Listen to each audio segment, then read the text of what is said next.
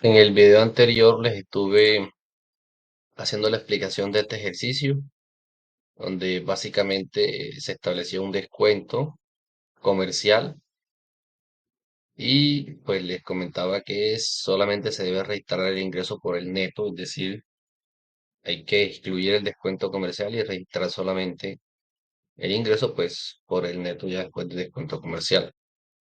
Acá tenemos otro ejercicio, fíjense que en este caso se vende artículos con un precio de 100.000 pesos más un IVA del 19%. El vendedor y el comprador pactan un descuento del 5% en el momento de la venta a pie de página. Este 5% de descuento al momento de la venta es lo que conocemos como un descuento comercial. Y este y hay un descuento condicionado del 5% de la venta si, fíjense bien, si, ahí está el condicional, el pago de la factura se da dentro del mes siguiente a la venta.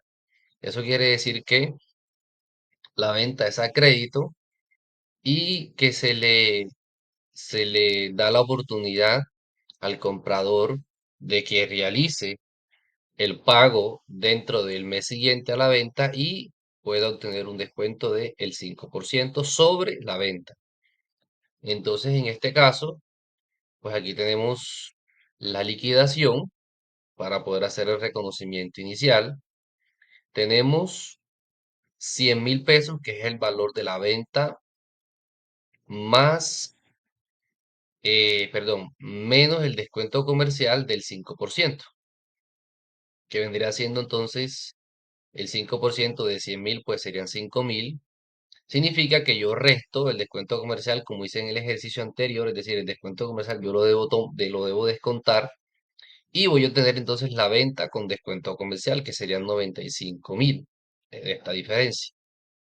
A partir de esta venta con descuento comercial yo aplico el IVA. Entonces vamos a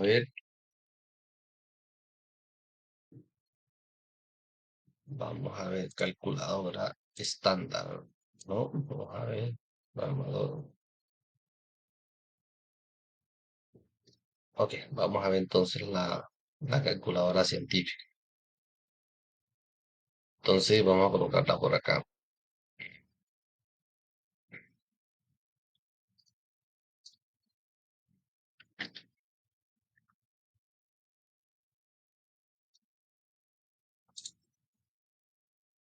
Bueno, vamos a tratar de reducir aquí la calculadora. Vamos a colocarla acá. Eso ahí. Entonces tendríamos 100.000 por 0.95. Dan los 95.000, es decir, estoy restando el 5%, por eso multiplico por 0.95.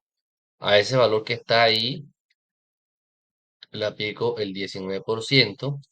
Yo tengo los 18.050, que vendrían siendo entonces el IVA del 19%.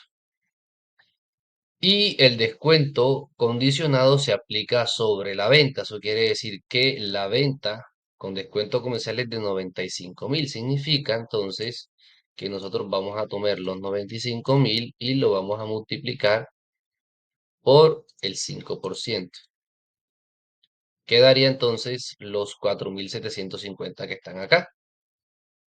Estos 4.750 es lo que va a constituir el descuento condicionado o financiero, porque aquí así también se le conoce. La venta bruta entonces vendría siendo la venta con descuento comercial de 95.000 menos los 4.750 del descuento financiero. O sea, daría lo mismo multiplicar los 95.000 por 0.95, que va a dar los 90.250 esto, o simplemente a los 95.000 le resto 4.750 y me da 90.250, que es la venta bruta. Y la venta neta entonces es sumar,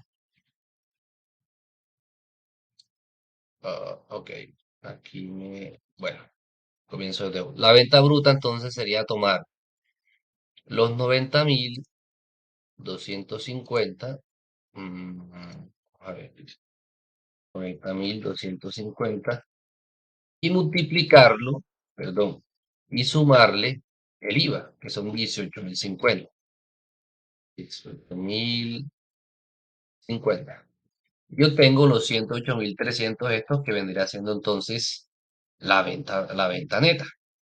Entonces fíjense aquí que yo el descuento financiero lo estoy tomando, lo estoy calculando desde el inicio en el reconocimiento inicial. Entonces la norma lo que nos dice es que en condiciones normales el comprador debe aceptar el descuento comercial y nosotros ante esa probabilidad lo que tenemos que hacer es registrarlo desde el inicio. Es decir, como si tuviéramos la certeza de que el comprador va a tomar el descuento financiero. Nosotros anteriormente, antes de la aplicación de NIF en Colombia, nosotros este descuento también lo aplicábamos, pero de manera diferente y era un descuento posterior. Es decir, que si en el momento se daba la condición, en este caso, por ejemplo, de que se pague dentro del mes siguiente a la venta, entonces en ese momento se reconocía el descuento, condicionado. En la NIF, pues obviamente es diferente y dice que hay que registrarlo desde un principio. Entonces, el registro contable inicial, pues la venta neta, que es lo que queda pendiente por cobrar, 108.300, el IVA, 18.050 y los ingresos netos por ventas de 90.250. Fíjense que yo no voy a registrar aquí 95.000, sino 90.250, de tal manera que yo estoy restando los 4.750, estos que están aquí, del descuento del ingreso. Es decir, estoy asumiendo que el comprador va a aprovechar el descuento comercial. Ese sería entonces el reconocimiento inicial. En el reconocimiento posterior vamos a mirar dos escenarios. Uno, que el vendedor pague, perdón, aquí sería si el comprador, ¿vale? Lo voy a, lo voy a corregir enseguida. Si el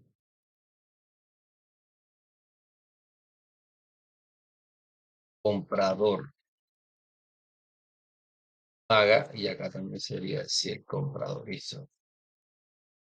Entonces tenemos situación hipotética, o sea, la situación número uno es que el comprador pague dentro del mes siguiente a la venta. Entonces, en este caso, pues simplemente lo que hay es que cancelar la cuenta por cobrar por este valor, que es el mismo que registré acá, veamos que voy a utilizar aquí el puntero. Este valor fue el que yo registré al momento de la venta como una cuenta por cobrar a mi cliente, entonces él aprovecha el descuento y es el valor que yo cobro contra el efectivo recibido por parte del comprador. Pues en este caso no había que hacer mayor cosa, sino simplemente cancelar la cuenta por cobrar. El otro caso hipotético es que el comprador no pague dentro del mes siguiente a la venta, es decir, que no se acoja al descuento financiero. En este caso, yo tengo que cancelar la cuenta por cobrar, pues por el mismo valor que se registró inicialmente, 108.300. A eso, entonces, o más bien, de los mismos lados créditos, yo tengo que registrar el ingreso por ventas, que sería el ingreso de los 4.750 que el comprador no aprovechó como descuento condicionado. Y la suma de estos dos me da entonces los 113.050, que vendrían siendo la cifra que yo hubiese recibido inicialmente el, si no se hubiese dado el descuento, el descuento comercial. ¿Ok? Fíjense bien.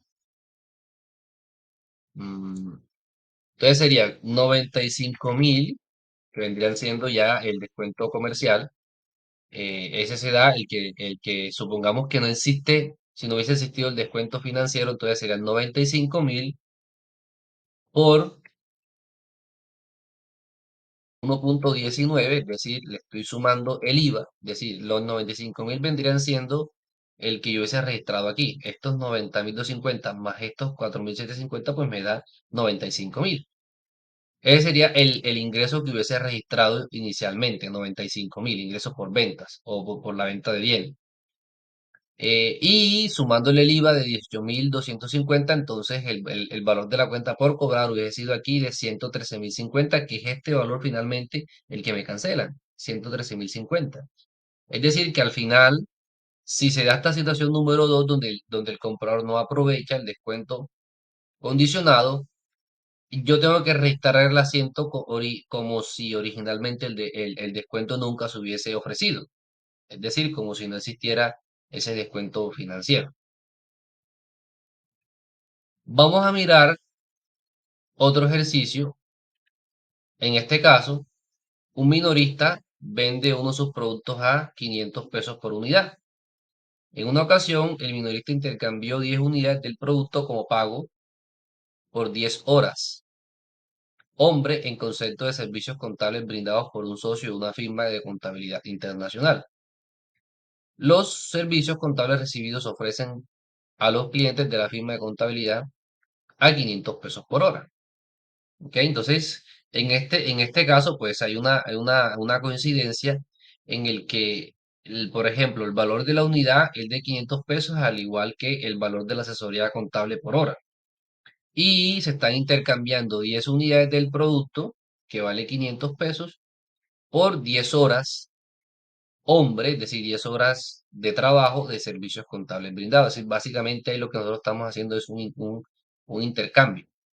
En este caso, me voy a devolver un poco. La norma, lo que me dice es, perdón, me pasé aquí. Lo que me dice es que uno debe medir el ingreso de actividades ordinarias al valor razonable de la contraprestación recibida. Contraprestación significa que no solamente uno va a recibir efectivo, sino que puede recibir otra cosa. Lo importante es que sea una contraprestación. En este ejemplo que estamos viendo, que sería el ejemplo número 4, la contraprestación entonces son las 10 horas, hombre, que me está brindando de asesoría la firma internacional. Entonces, obviamente lo que hay que reconocer el ingreso sería por los 500, que serían las 10 horas por 5.000, por 500 pesos la hora da 5.000. Entonces hay que reconocer un ingreso por 5.000, ¿ok? Y entonces yo lo que tengo que hacer es registrar el ingreso, pues normalmente como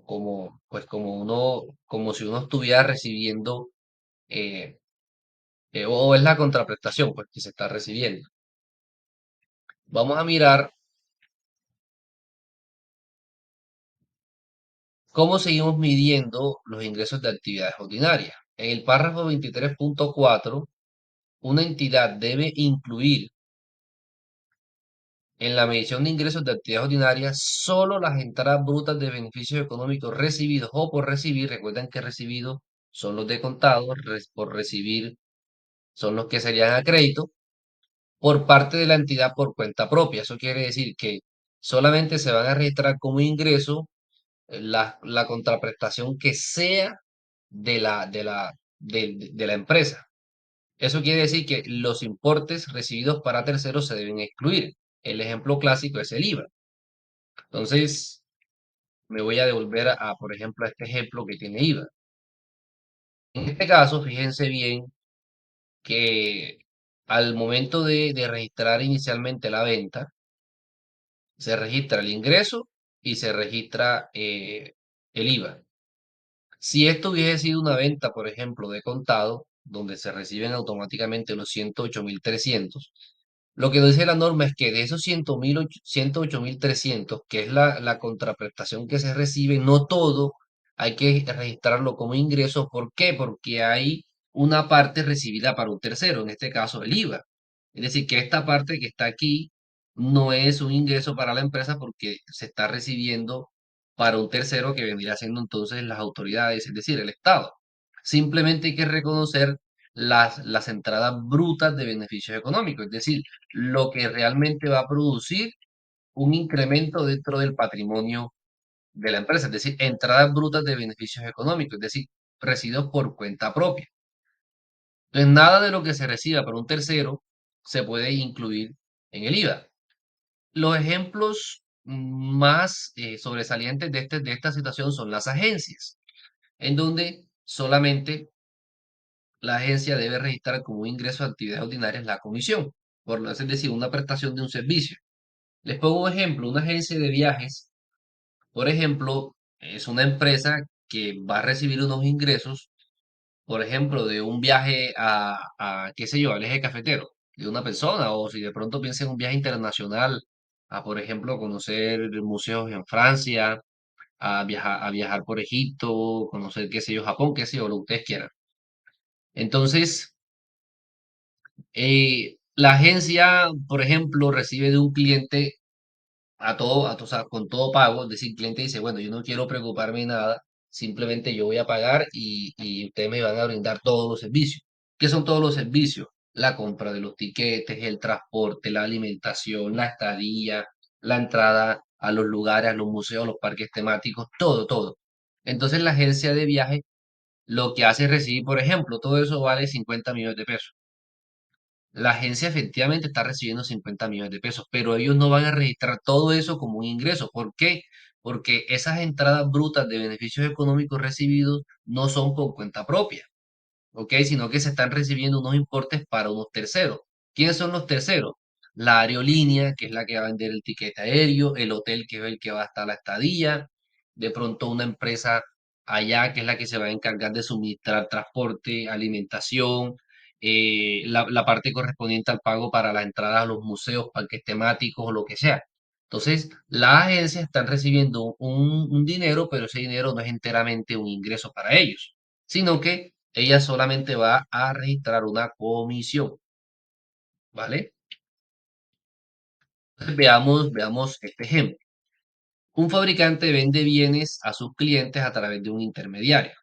Fíjense, existe el fabricante, que es el que hace los bienes y los vende a través de un intermediario, que es otra empresa completamente diferente. El intermediario mantiene los bienes del fabricante en consignación, es decir, que eso es un ejemplo de lo que son mercancías en consignación. Básicamente, en este tipo de operaciones, el consignante, que es el dueño de la mercancía, se la entrega a otra empresa que se llama consignatario, y el consignatario puede, uno, venderlas a un precio previamente establecido por el consignatario. Eso quiere decir que el consignante le puede decir, bueno, yo te voy a dar esta mercancía y tú puedes venderla por unidad a 200.000 pesos. Significa que el consignatario no puede venderla por encima de eso y básicamente lo que va a deducir es una comisión por cada unidad vendida. Y la otra modalidad es que el consignante le entrega al consignatario la mercancía a un costo, podríamos decir, o a un valor, y que de ahí en adelante el consignatario la pueda vender libremente a lo que él considere. Es decir, yo te la pongo, por ejemplo, a 150.000 pesos y tú verás en cuánto la vendes de ahí hacia arriba. En ambos casos, generalmente lo que pasa es que pasado un tiempo, la mercancía que el consignatario no logra vender, pues básicamente lo que hace es devolvérsela al consignante. Esos son los nombres que utilizamos aquí en Colombia. Aquí en este ejemplo está fabricante e intermediario, serían los nombres. Entonces eso se llama mercancías en consignación. Sigo leyendo. El intermediario puede devolver al fabricante los bienes que no se vendan, que era lo que le estaba comentando ahora. El fabricante solicita al intermediario que venda los bienes por unidad. Y el intermediario deduce una comisión fija de 10 pesos por cada unidad vendida y transfiere el saldo al fabricante. Significa que cada unidad se vende en 100 pesos. Esos 100 pesos implican 90 de ingresos para el fabricante y 10 de ingresos para el intermediario. Significa que el intermediario cada vez que vende una unidad recibe 100, pero lo que va a registrar como un ingreso solamente son 10. Los otros 90 los va a registrar como un pasivo, es decir, una deuda que tiene el intermediario con el fabricante. Aquí en Colombia nosotros teníamos una cuenta, o la tenemos todavía, que se llama ingresos recibidos para terceros. Entonces, es una cuenta del pasivo que en la medida que uno vaya vendiendo, si es el intermediario o consignatario, pues uno recibe, ahí va depositando pues las unidades vendidas y de repente, y cada cierto tiempo uno hace la liquidación diciendo, bueno, vendí tantas unidades, esas unidades están registradas aquí en esta cuenta y bueno, uno la cancela pagándole o girándole el efectivo que se recaudó al fabricante o al consignante. Si los bienes resultan defectuosos, los clientes deben devolverlos al fabricante para su reemplazo o arreglo. Eso quiere decir que aquí el intermediario no tiene ni ninguna injerencia sobre los bienes que resulten defectuosos, es decir, no está corriendo ningún riesgo y básicamente el riesgo lo coge, pues lo está tomando enteramente el fabricante porque es el que debe entenderse con los clientes para reemplazo o arreglo de los bienes. Entonces, este es un ejemplo clásico, donde el fabricante registra el ingreso cuando el intermediario le diga cuántas unidades se vendieron por 90 pesos por unidad y, en este caso, la comisión, que es el ingreso de actividad ordinaria que va a registrar el intermediario por 10 pesos por unidad. ¿Ok? Este ejemplo también es otro en donde nosotros tenemos un ejemplo bastante similar, pero en este caso el fabricante vende bienes a 90. Perdón, el fabricante vende bienes al intermediario por 90. Fíjense que aquí ya se está diciendo que el fabricante vende al intermediario, es decir, no le entregan consignación como está acá, sino que aquí se configura una venta para el fabricante en 90. El intermediario compra los bienes para revenderlos. Tiene derecho a devolver las unidades defectuosas al fabricante si se llegan a presentar, obviamente. El intermediario desea contar con un margen de 10 pesos sobre las ventas. Eso quiere decir que las vende a 100 pesos por unidad. Entonces, aquí está pasando algo muy parecido en el sentido de que al final la ganancia, podríamos decir, que está obteniendo el intermediario es la misma. ¿Por qué? Porque vende cada unidad en 100 pesos. La compra 90 significa que la diferencia de 10 pesos es el ingreso, la ganancia. En este caso, pues también vendría siendo lo mismo que en el ejemplo este número 5. ¿Cuál es la diferencia? Que si los bienes resultan defectuosos, los clientes deben devolverlos al intermediario para su reemplazo o arreglo. Acá se lo deben devolver directamente al fabricante. Entonces, en este caso, como el fabricante vende al intermediario y el intermediario vende a sus clientes, porque aquí el intermediario vende en nombre del fabricante, acá vende a nombre propio. Lo que significa que aquí todos los riesgos y ventajas de tipo significativo de los bienes, en este los asume el fabricante, el intermediario no tiene nada que ver, pero en este ejemplo número 6 el intermediario es el que asume todos los riesgos y ventajas de tipo significativo para los bienes que se están ofreciendo. Entonces, aunque el registro, podríamos decir, del ingreso es exactamente el mismo, que sería por 10 pesos por unidad, acá también, el registro, obviamente, acá sería por prestación de servicios, porque aquí lo que se está haciendo es una intermediación para ganarse una comisión, y acá el registro sería por ingresos de bienes, por venta de bienes. Es decir, serían ingresos bajo modalidades diferentes. De mi reviso, voy a revisar cuánto va. 23. Bueno, voy a tener ahí para que el video no sea tan largo.